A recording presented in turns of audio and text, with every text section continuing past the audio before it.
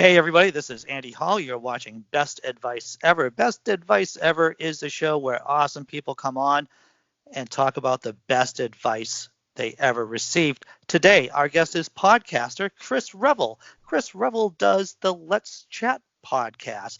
Let me correct myself. Let's Chat with Chris Revill podcast. Yay. I was a guest on there way back in May 2016. That seems like a lifetime ago, Chris. No, that was 2016? It was 2016, brother. Oh my God. Because you guys had just had or were just about to have Kamal Bell on. And I remember that's how I was like, damn. Yep. Wow. On my old show, Naked Diner, we had Chris. Well, we had, W. Kamal Bell on, the comedian.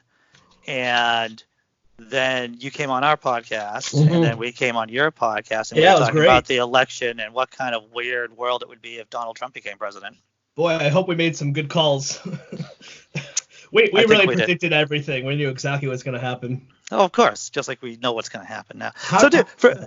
So for people who haven't listened to your podcast, you want to talk about it for a minute or two?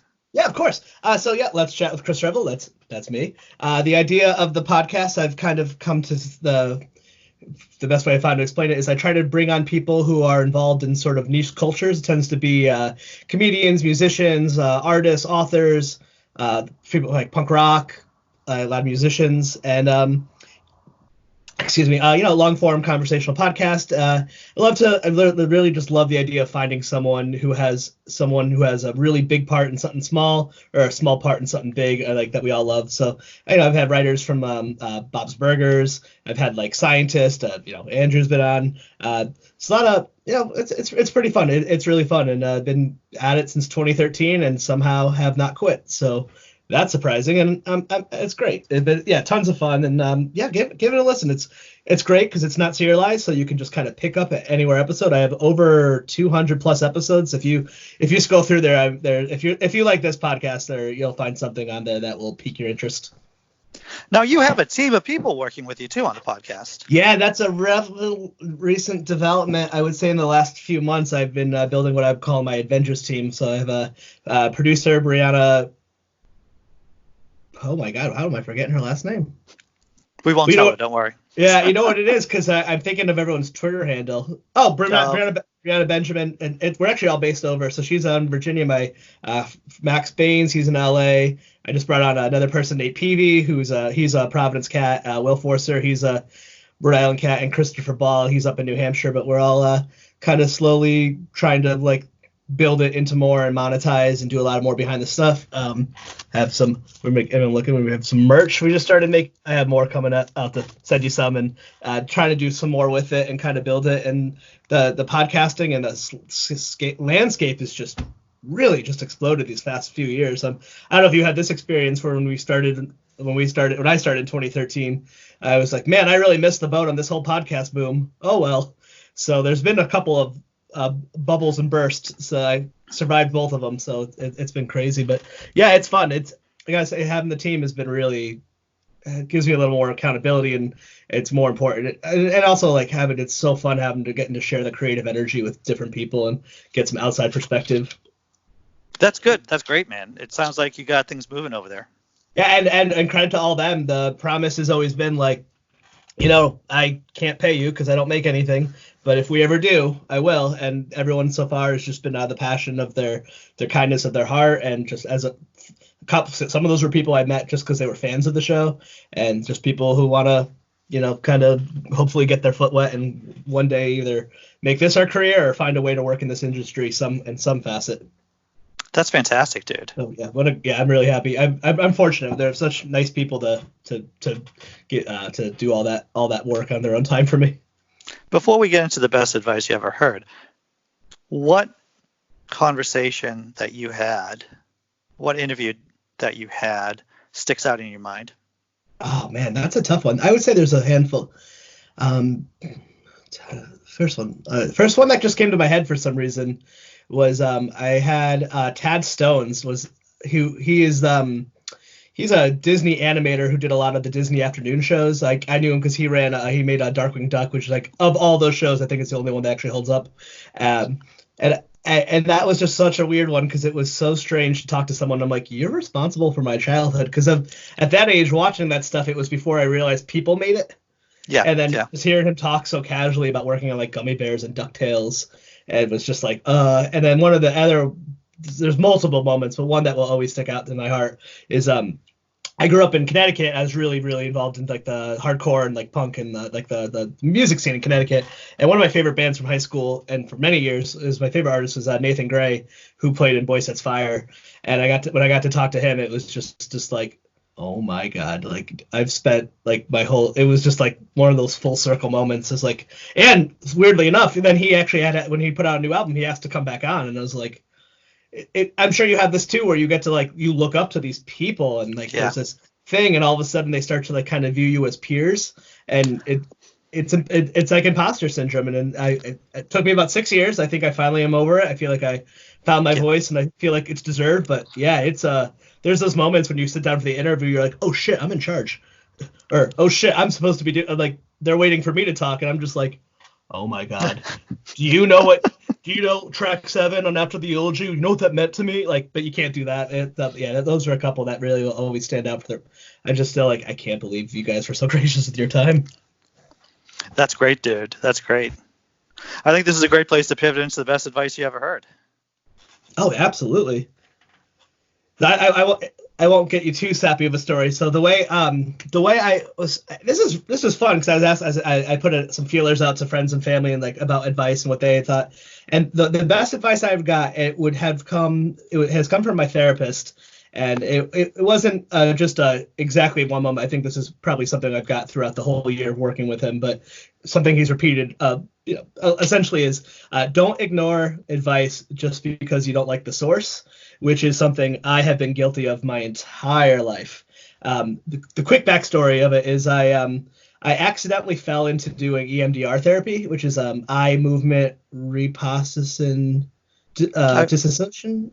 I might have the words mixed up, but it's really, so long story short, my wife had a very traumatic birth. I ended up having some post-traumatic stress. I was seeing a therapist. She was wonderful. My company changed insurances, so I had to find a new therapist. So by accident, I just ended up calling this place and just getting assigned to this guy. And for whatever reason, when I didn't know what EMDR therapy was, I have no idea what I was like. But I feel like if I had known, I would have been like, it's bullshit. It sounds stupid. This is woo-woo world. So tell me if I'm incorrect on this. From what I understand about it is that through eye motions, the therapist is supposed to pair traumatic memory. Yeah, that's definitely part of it. I mean, it's well, the more I explain it, the weirder it's going to sound.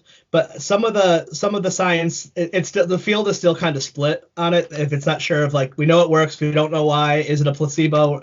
So it can go. But some of the basics of my understanding is when your eyes are in a rapid eye movement, it's it suppresses the part of the brain that releases physical memory, much like a dream. So it gets really interesting stuff. And so if you are a trauma survivor, or even if you're someone who has that trauma, there's a lot you can do with it. But essentially, it allows the person to that use a lot of military use it. It allows you to relive a traumatic experience and do the processing part. Whereas like the trauma is like a car just going into a wall, and then while doing EMDR, the car goes like this. And it helps you process the experience, but there's a lot more applications to it. From what they've shown in studies too, I'm sure you're aware of like microdosing and stuff like that. So like microdosing, EMDR therapy, hypnosis, and meditation all light up the exact same part of the brain. So there's a lot we don't really know in a lot of this stuff with EMDR. So it's like microdosing without actually taking mushrooms. And it's actually has been proven to have more longer term effects, only because the studies for mushrooms have not been studied nearly for psilocybin haven't been studied enough. So I'm all for it, but it's really interesting. So really it's about like a lot is like unlocking like the subconscious and stuff. And then from there, as my therapist explained it, it was like his metaphors like. After I did it, I had PTSD, so I was someone who, within a year I was gone. He calls it. It's like he's like think of your brain as like your house, and EMDR therapy comes in and cleans out your basement. So you're still the same you're just all this shit is gone. So like I I feel different. It's the most incredible experience that I've ever had. But if someone had told me what it was before I had seen my therapist, like I was saying before, I'd be like, nope, it's stupid. It sounds like Gwyneth Paltrow woo world shit. I don't care. But because I had done it unintentionally, it opened me up to this whole new world, and it's a life changing experience. I feel like it's changed me in so many ways for the better. Wow. I recommend it to everyone. It really is like the coolest thing. It is amazing. And that was what has kind of led me to kind of follow that advice more, where I'm still an atheist, but I'm definitely more open to the possibility that I'm wrong. And that was something I used to not have that sense because of EMDR.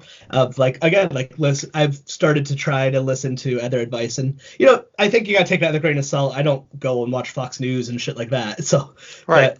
And it's not even always about the opposing viewpoint. Sometimes it's just about listening to something or someone.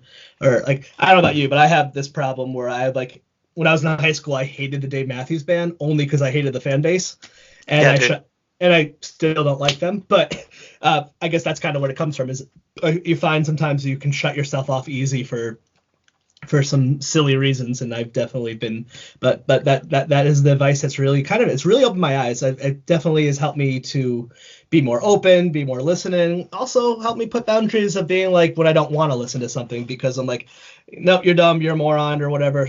My bullshit meter has gotten a little bit better. But so yeah, it's been really interesting. I would have maybe, I've only been doing this for like maybe 13 months with him, but like 14 months ago I would have been like, you're fucking nuts. Wow. And it changes your whole life. That sounds really powerful. Now, how long were you doing this EMDR therapy? So I still see him, but we finished under a year. I mean, the trauma is like it's gone. And then now we're off doing. I still see him because he also happens to do like CBT therapy, and sometimes we clear stuff out or whatever. But yeah, once you get through the trauma, then you do all these. It gets really weird. You have to like basically go through your whole life. At least what we're doing is he's like, I guess in like more Eastern medicine they would call us a shama, but here we'd have a therapist or a guide. I hold these buzzers that tap, and I shut my eyes, and usually like you picture like an image, or like he has like they walk you through, and that's when you're doing it, and then the buzzers go into your hands, and then they kind of guide you through it.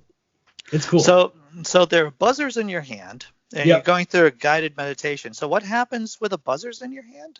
Yeah, so you're holding the buzzers, and what those are doing is just making your eyes going left to right, just constant buzzing. So the best way to explain it is it's very much like being in a dream, but you're still in control. So you're like, okay.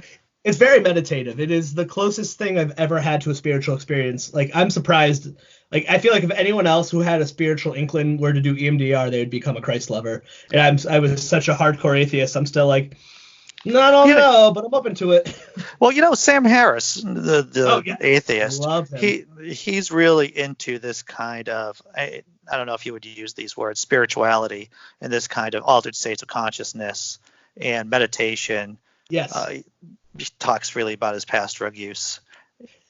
All the same thing as him. It's honestly his experience with mushrooms, which I have never done, all sound identical to doing EMDR therapy. Like, I've had hallucinations. My eyes are shut, but like I'm in a dream. I've had the moment like monks talk about where like everything. I had this really strange experience where it felt like forever, but also 3 seconds, and everything was black, and I was weightless. Like it's like hallucinating without doing drugs when you like really practice. But yeah, Sam Harris is fucking awesome. Yeah. So if you don't mind me asking, if you feel comfortable, so what kind of symptoms were you having before going through this therapy? The hilarious thing was so I work in behavioral health. Of course, you can never recognize your own symptoms. It was my wife who noticed it because, I think, definitely the driving your car and all of a sudden just showing up somewhere, not knowing how you got there, and you're like really crying, just like your face is all wet from crying. You're like, how did that happen? Just usually like, have you ever heard of the term the monkey thoughts, where if you think of your thoughts like a monkey going branch to branch to branch, and the bad ones try to pull you in? Sure. When the monkey thoughts would come and the bad ones would come, I couldn't stop them. And if I would even have, so all of mine was tied to the day my daughter was born. So obviously there's comes up a lot. So just anytime it would just be like you're thinking, and then you're no longer thinking. You just have flashbacks and like night terrors, and you're just there. But the thing that I think my wife had figured it out is because I had a really my back was like really hurting. I was a really bad pain, upper back, which is where trauma lives, emotional pain will live. And got a massage and didn't do the trick. And then my wife, this is kind of funny. She remembered an episode of The West Wing when Josh had post-traumatic stress. And she's like, maybe you should see somebody. And then she was right. So thank you, West Wing. Wow, that's a really powerful story, dude. Yeah, and it's strange because I don't want to say I'm dissociated from it. Like, I know it's me, but it feels like another life ago. Well, especially everything that just happened. I feel like everything is now 20 years ago. But yeah, it is. Like, we're talking 3 years ago. This happened literally 3 years ago. My daughter just turned 3 and on March 30th. So yeah, I've just hit my 3-year trauma-versary, and it already is like, I was like, oh, yeah. But yeah, I couldn't talk about it. I couldn't think about it. And then when you try to avoid it, it builds up. And then I would talk about it or think about it. And then I would just be depressed and then just sad and anxious and all those things. And it's incredible that but you know, I would have totally shut myself off from that type of therapy because I really, truly believed it sounds insane. Like, it really does. Yeah. So when I heard about it, and I'm in, I've been working with people who have disabilities, guys who've had brain injuries for the last 20 or so years. Oh, wow.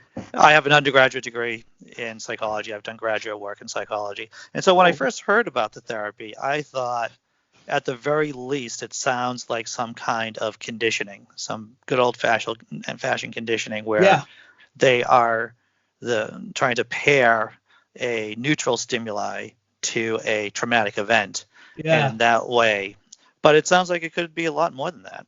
Yeah, my therapist was telling me now that there's more research that has been coming out that is not fully supported, but some of the other theories around it is about how he was explaining that some people don't believe actually that it's not even the eye movement. Supposedly it's about how when trauma or any memory is held by different parts of the brain, if you can find a way to help different parts of the brain access the memory, it weakens it. That's not entirely, I'm butchering that, but he was explaining that's another thought of there's also some like movement thinking that it actually has nothing to do with the eye movement at all. It's all about finding different ways to have your brain. So like I just saw him on video chat the other day. We do this exercise where like I tap my legs to like a specific rhythm, and then like he makes you like, you get to your place, you get like whatever you're working on, you get like that feel, and you notice your sensations and your feelings, and then while you're doing that, you have to hold on to the image and the thought of whatever you're working on while doing your tapping.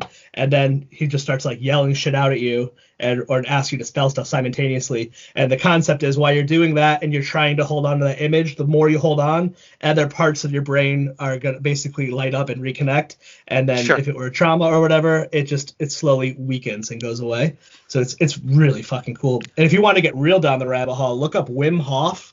They call him the Iceman. He has the world record for swimming under ice. He regular guy like you and me. He's a skeptic. He puts everything to himself to scientific research. And one of the reasons I loved my therapist, the first time I met him, he actually started with, I'm an atheist, I'm a skeptic. I know this sounds like bullshit, but I promise you it works. And he goes, and I was like, okay. And but he if your breath control is a way to control your subconscious, which can control your body temperature.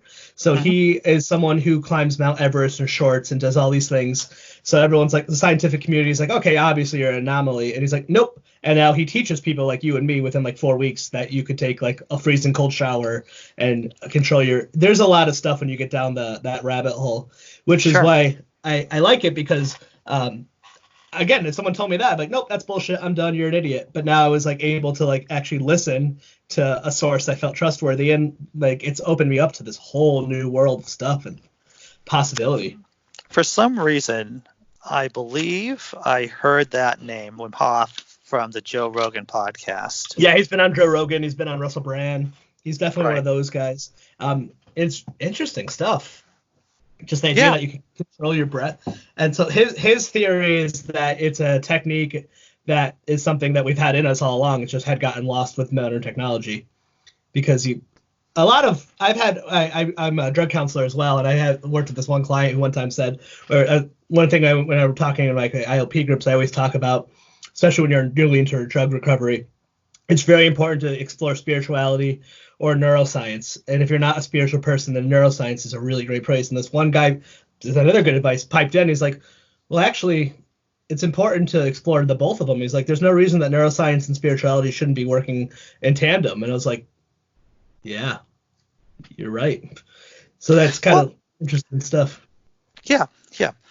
Well, Chris, that was a great story, and I hope the people who are watching this got something from your story about EDMR. It's called. EDMR? That's the worst. I always butcher. It's either EMDR or EDMR. So right. Okay. All right. I'm going to leave some links in the notes. I'm doing this to let the viewers know that when I write this up on YouTube, I'm going to put down some notes and some links for people to check out. Absolutely. I promise anyone out there, I'm on all the things at Let's Chat Podcast. If you have any questions, I promise you, it sounds so stupid and you don't want to do it or whatever. I completely understand. But with the crazy thing about EMDR therapy, much like a lot of these things, if you don't believe it's going to work, it's not going to work. So, but if you're open to it, I promise you, the work that I feel like if I was a therapist or an insurance company, like this is terrible because I did the work of what people do in 5 years in 1 year. Yeah. Like it's lightning fast. I walked out of that session at a 10, and the first time I met with them, and I was gone, like for the most part. It works lightning fast. So yeah, please, I could talk about this stuff for hours. It's fascinating, and it's put me on such a great journey. So that's great, dude. I'm so happy that you're at a different place, and that the weight's off your shoulders, and that you cleaned out your basement. Yeah. Oh yeah. It's so much fun. And then you get to use your free time to talk about the shit you care about, like podcasts and movies and comedy and shit like that, instead of being like, I'm sad all the time, which sometimes I am, but not always. Sure. Everyone's gonna feel sad sometimes. You can't help that. Yeah. So, dude, right. So where can people find you online, sir? I'm on at Let's Chat Podcast, Facebook, Twitter, Instagram. Website should be coming up our new website should be coming out pretty soon. And yeah, those are all our things. I was trying to think. Fantastic. Yeah. I hope people. The big three. The big three, exactly. I hope people watch this show, of course, and then go to your show and listen to some episodes. I think that would be great. Oh, thank you so much for having me. And when you're in Providence, please let me know. We got to get some coffee or whatever it is people do. Well, once the corona apocalypse is over. Yeah. Because that's when we're recording this. Yeah. Me and my girlfriend are gonna be heading down to Providence and have some good times. We're all gonna be leaving our houses and eating all of the food and drinking all of the coffee and smoking all of the meat. I cannot wait. All right. Thanks again, man.